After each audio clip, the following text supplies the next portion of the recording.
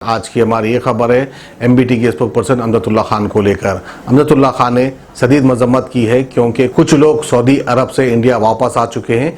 Saudi अरब से India वापस आने के बाद इनको क्वारंटाइन किया गया, यानी उनको एक होटल में रखा गया और इनके पास से ऑलरेडी पैसे भी ले चुके हैं। पैसे लेकर क्वारंटाइन किया गया होटल में। बावजूद इसके इनकी देखभाल अच्छे से नहीं हो रही है, ना इनको खाना अच्छा मिल रहा है, ना इनको पीना अच्छा मिल रहा है, क्योंकि होटल के अंदर से कुछ फोटोज और कुछ वीडियोस वायरल कर रहे हैं जिनको क्वारंटाइन किया गया है। बहरहाल ये तो वही बात हो गई, आसमान से गिरे और खजूर में अटके। तो आइए अमजदुल्ला खान क्या कहते हैं हम आपको दिखाते हैं। देखिए, सबसे पहले तो ये जो लॉकडाउन चालू हुआ है, लॉकडाउन में सबसे ज़्यादा अगर मुतासिरीन हुए हैं तो हिंदुस्तानी जो अब्रॉड में रह रहे हैं। एक तो बाहर भी लॉकडाउन था। अगर आप हिंदुस्तान के किसी रियासत में लॉकडाउन में रह रहे हैं तो कोई ना कोई आपकी मदद कर सकता है, अड़ोसी पड़ोसी या कोई रिश्तेदार आपकी मदद कर सकता है। लेकिन अगर दूसरी रियासतों में, ख़ास तौर पे गल्फ़ में जो माइग्रेंट लेबर्स है, इसमें जो है तेलंगाना के लेबर्स की तादाद बहुत ज़्यादा है। और तेलंगाना में जो है निज़ामाबाद के लेबर्स ज़्यादा है, वहाँ पर हैदराबाद और निज़ामाबाद के लोग ज़्यादा गल्फ़ में हैं, यानी सऊदी अरब, बहरीन, क़तर, आपके कुवैत से तो दुबई, यूएई। तो अब ये हुआ कि क्वारंटाइन ख़त्म होने के बाद में ये जो स्टकअप पैसेंजर्स है, कोई विज़िट पे गया था वहाँ पर 50 दिन से फंस गया, कोई जॉब कर रहा था, आना चाह रहा था हॉलीडेज़ में, वहाँ पर फंस गया। तो इसमें ये हुआ कि ये स्टैंडर्ड पैसेंजर्स को जो है ये वंदे भारत नाम से जो है रिटर्न पैसेंजर्स को लाने की कार्रवाई चालू हुई और एक फ़्लाइट दुबई से और एक फ़्लाइट कुवैत से आई। जैसा ही फ़्लाइट उतरने के बाद में हुकूमत तो तेलंगाना हुकूमत यहाँ पर बहुत बड़े दावे कर रही थी कि पैसेंजर्स आने के बाद में हम वो सहूलत देंगे, हम ऐसा करेंगे। लेकिन पैसेंजर्स को उतरते ही एक फॉर्म दिया गया, इसके अंदर 3 स्टार और 4 स्टार, यानी 3 स्टार अगर आपको फैसिलिटीज़ होना है तो 15,000 रुपये, 4 स्टार अगर है तो आपको 30,000 रुपये हर पैसेंजर को देने का एक फॉर्म दे दिया गया। अब आप बतलाइए, उन्हें वहाँ 50 दिन से बगैर नौकरी के फंसा हुआ और फिर दुगने दाम में टिकट खरीद के वो बेचारा परेशान वहाँ पर आ रहा। कोई जो है तफरी करने के लिए, हनीमून मनाने के लिए तो नहीं गए ना गल्फ़ को, पेट की मजबूरी है, नौकरी करने के लिए गए। तो तेलंगाना गवर्नमेंट जो है इनको लेके जाके ऐसे फालतू होटल्स, यानी इसमें भी एक साजिश हुई है।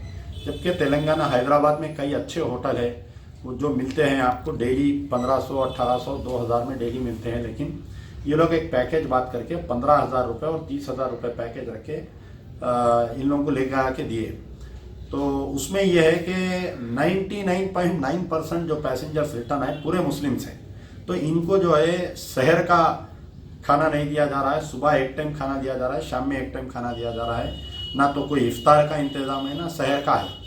और कोई बाहर से अगर खैर हजरात लोग हैं ऐसे जो पैसेंजर्स जिनको वापस लाए, जो क्वारंटाइन कर रहे हैं, वो लोग अगर होटल में हैं, कोई मदद करना चाह रहा तो उनको मदद भी नहीं करने दे रहे, पुलिस वाले अंदर नहीं जाने दे रहे। नहीं वो खाना हम नहीं दे सकते। कल हमारे कुछ दोस्त जो है मशीराबाद वाले काचीगुड़े पे जो होटल, काचीगुड़ा रेलवे स्टेशन के सामने होटल में कुछ फ्रूट्स लेकर गए थे, मिल्क फ्रूट वगैरह लेकर गए थे। मासूम बच्चे है, प्रेग्नेंट लेडीज़ है, diabetic, sugar patient, BP patient, आपके थायराइड पेशेंट्स, हार्ट पेशेंट, कई लोग हैं इसके अंदर। तो इनको आप आते 15,000 रुपये दिए, बोलते उसके क्या जेब में 15,000 रुपये रहते, बोलिए आप। अब वो लोगों को लेके जाकर क्वारंटाइन कर दिया। वो लोग अपने रिश्तेदारों को फ़ोन करके पैसे मंगा रही, 30,000 रुपये दिए बोल रही। तो मैं जब मालूम किया तो दूसरे रियासतों में भी कुछ ऐसे चार्जेस ले रही क्या, तो दिल्ली में कोई चार्जेस नहीं ले रही, आपके केरला गवर्नमेंट की तरफ से कोई चार्जेस नहीं ले रही, आंध्र प्रदेश गवर्नमेंट से भी कोई चार्जेस नहीं है।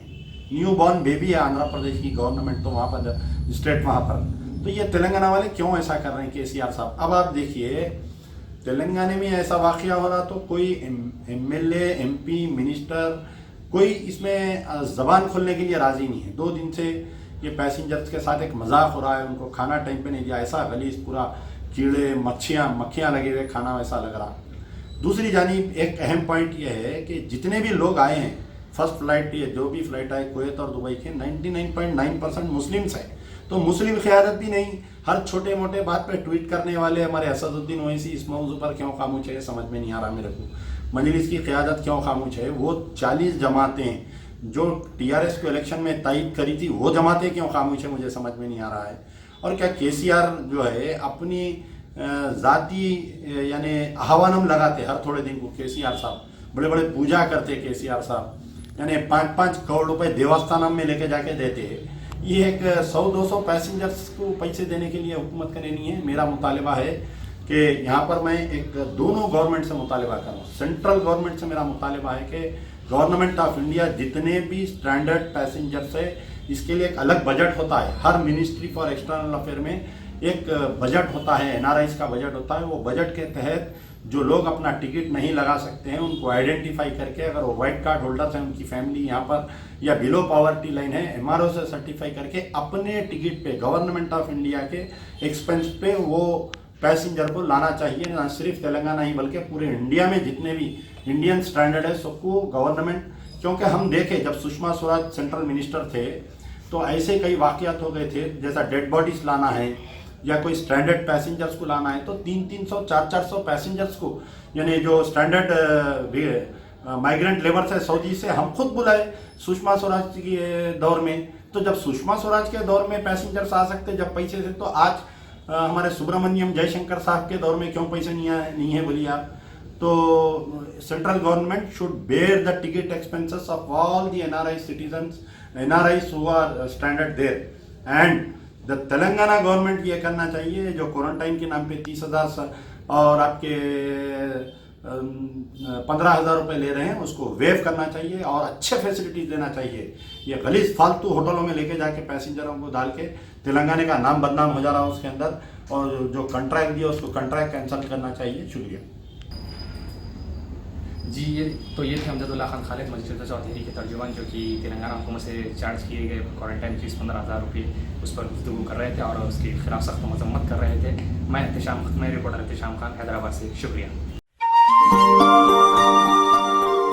जी हाँ दोस्तों, हसीनाओं के हुस्न को दोबाला करे टूफा हर्बल हेयर ऑयल, कुदरती जड़ी बूटियों का एक नादिर नायाब शाहकार, उनके लिए जो घने बालों की शौकीन है, मर्द और खवातीन के लिए यकसा मुफीद टूफा हर्बल हेयर ऑयल हर मेडिकल स्टोर और जनरल स्टोर पर बआसानी दस्तयाब।